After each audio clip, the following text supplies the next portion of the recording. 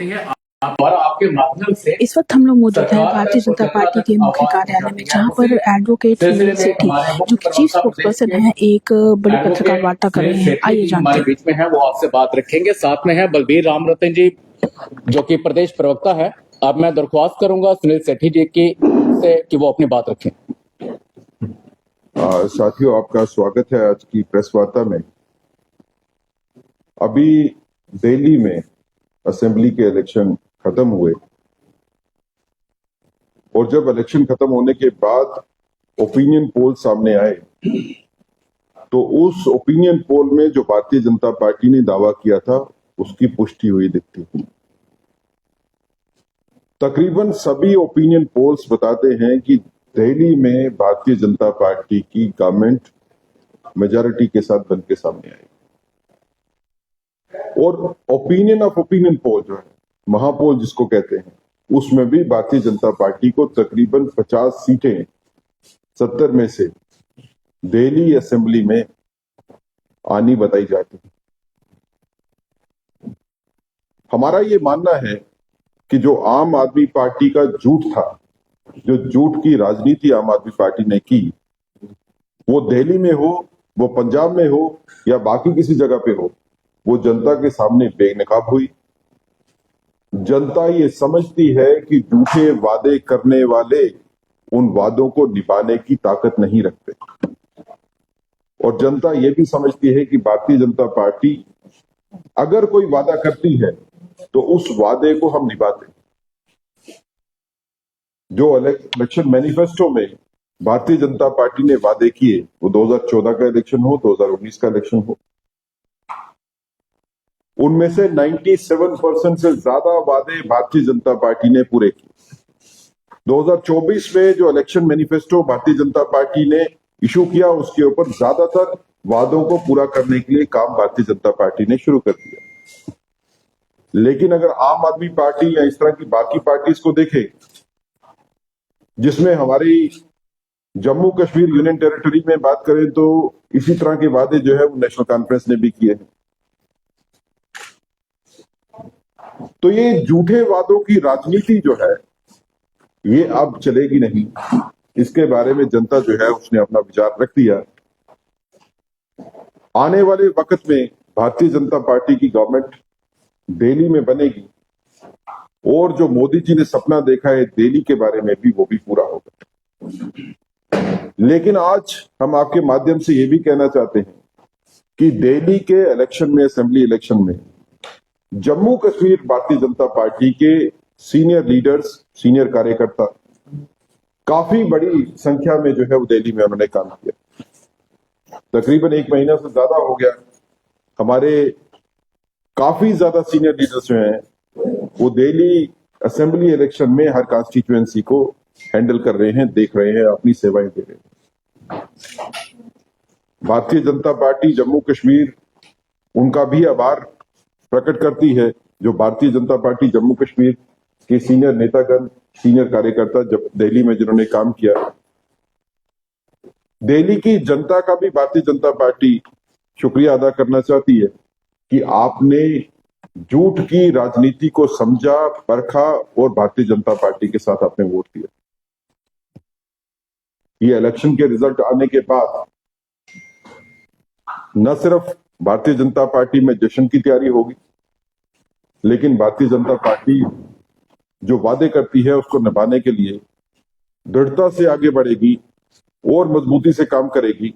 और आने वाले वक्त पे आप देखेंगे कि जब बाकी स्टेट्स में इलेक्शन होंगे, खासकर पंजाब में इलेक्शन होंगे, तो वहां पे भी भारतीय जनता पार्टी अपनी जीत दर्ज करेगी, क्योंकि हमारी राजनीति ही लोगों के लिए इंसाफ दिलवाने की, इंसाफ करने की राजनीति है।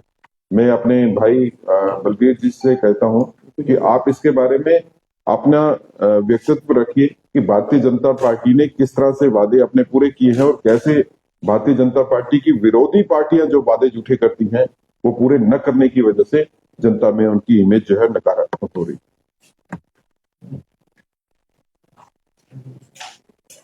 सुनील सेठी जी ने जैसा कहा कि भारतीय जनता पार्टी जो वादे करती है पूरे करती है, उस संदर्भ में मैं आपसे थोड़ी सी ये बात करूंगा कि जम्मू कश्मीर की ही अगर बात करें, आपने देखा पिछले 10 साल में केंद्र में मोदी जी की सरकार थी और इस सरकार के दौरान जम्मू कश्मीर को इतना कुछ मिला। हम पहले देखते थे कि जम्मू के साथ भेदभाव किया जाता था।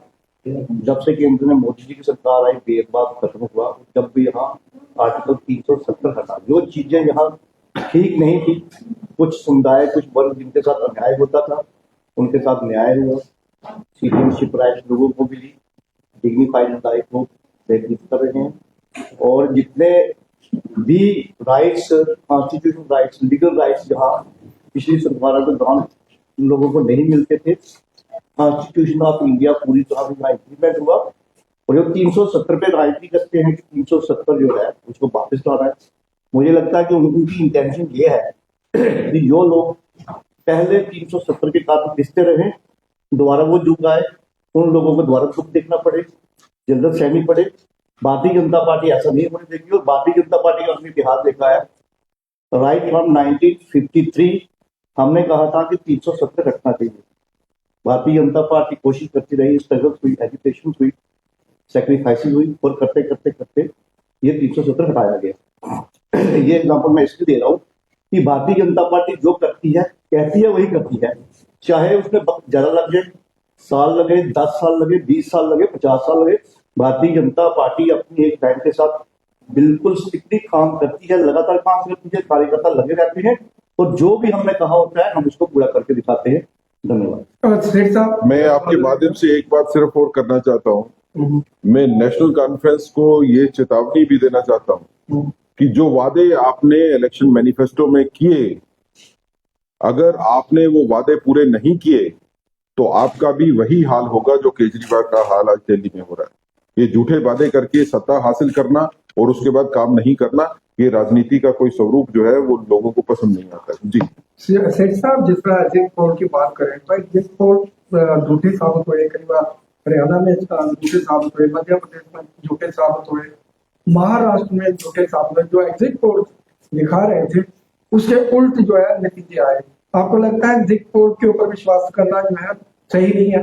देखिए, एग्जिट पोल जो है वो एक एग्जिट पोल, दो एग्जिट पोल के ऊपर आप क्वेश्चन मार्क कर सकते हो, लेकिन जब सारे के सारे एग्जिट पोल ही इस तरफ इशारा कर रहे हैं कि भारतीय जनता पार्टी जो है उसकी शानदार जीत जो है वो दिल्ली में होने वाली है, तो there is no reason for us to say that there is a doubt on exit poll. अभी तो केजरीवाल जो है उनकी पार्टी की तरफ से भी बयान जो आधिकारिक तौर के ऊपर आया, उन्होंने कहा है कि एग्जिट पोल में जितनी बुरी हमारी हालत बता रहे हैं उतनी बुरी नहीं होगी, लेकिन हार तो वो भी अपनी मान चुके हैं।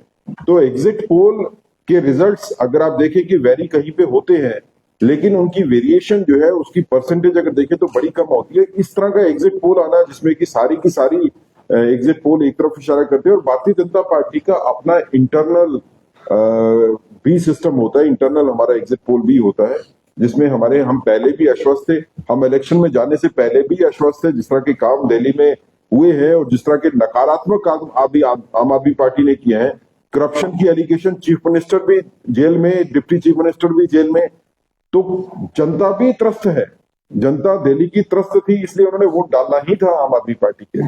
सर, पार्लियामेंट के इलेक्शन में जो है बीजेपी को 400 पार का जो है एग्जिट पोल दिखाया जा रहा था, तो बाद में इसे दो पार्टियों के साथ मिलकर सरकार बनानी पड़ी। जो एग्जिट पोल जो है दिखा रहा था, नेशनल मीडिया दिखा रहा था, उसके ऊपर क्या कहें? देखिए, एग्जिट पोल जो है पार्लियामेंट्री इलेक्शन में, कुछ एग्जिट पोल जो है वो इशारा कर रहे थे कि जितनी भारतीय जनता पार्टी ने सीट ली है उतनी ही आएंगी, कुछ उससे कम भी बता रहे थे, कुछ ज्यादा भी बता रहे थे। लेकिन मिलाकर जो नेशनल जो एनडीए अलायंस है उनकी गवर्नमेंट बनी, जिसके बारे में एग्जिट पोल इशारा करते थे, तो गवर्नमेंट जो है वो भारतीय जनता पार्टी की बनी। भारतीय जनता पार्टी के खिलाफ बात करने वाले तो 100 तक भी नहीं पहुंच पाए। नहीं, दो पार्टियों का सहारा लेना पड़ा। वो ये पॉलिटिक्स का ये सबूत है। जब कांग्रेस ने 10 साल तक गवर्नमेंट की मनमोहन जी के साथ के काल में, तो तब कौन सी कांग्रेस की गवर्नमेंट थी? कांग्रेस के पास कितनी गिनती थी? इसी के सहारे के ऊपर चल रहे थे ना। अलायंस जो है वो पॉलिटिक्स का एक सत्य है जिसको जुटाया नहीं जा सकता। 10 फरवरी को एक युवा राष्ट्रीय सभा जो है वो सड़कों पे होगी। सबको कहा है कि पॉलिटिकल पार्टी से उठकर स्टेट हुड के लिए, आंदोलन के लिए करने जा रहे हैं। क्या बीजेपी उनके साथ शामिल होगी क्या? देखिए, स्टेटहुड के लिए आंदोलन करने की कोई जरूरत ही नहीं है। जिसके बारे में पार्लियामेंट में आश्वासन दिया गया, जिसके बारे में सुप्रीम कोर्ट में आश्वासन दिया गया, उसके बारे में एजिटेशन क्यों कर रही है? क्या भारतीय जनता पार्टी ने ये कहा है या गवर्नमेंट ऑफ इंडिया ने ये कहा है कि हम स्टेटहुड नहीं देंगे? लेकिन स्टेटहुड कौन सी तारीख को मिलना है, किन हालात में मिलना है, इसका फैसला जो है उसके बारे में बड़े फैक्टर्स होते हैं। ये सड़कों पे आने से ये फैसले नहीं होंगे।